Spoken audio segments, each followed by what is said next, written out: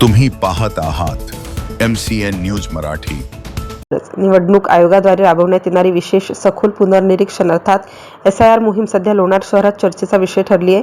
2002च्या जुन्या मतदार यादीचे 2024च्या नवीन यादीत मॅपिंग करण्याचे काम सध्या चर्चेत आले आहे। प्रत्यक्षात ही मोहीम सर्वसामान्य नागरिकांच्या डोक्यावरून जात असल्याचे चित्र आहे।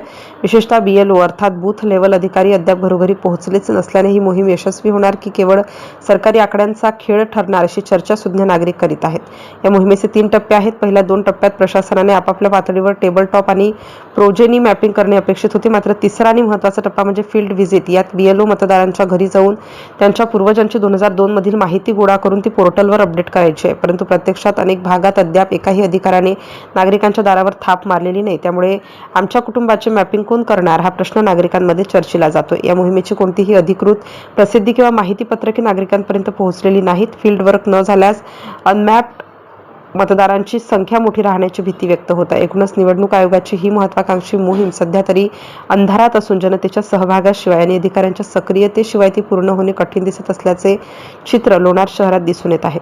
MCN न्यूज मराठीकरिता भूषण शेटे, लोणार।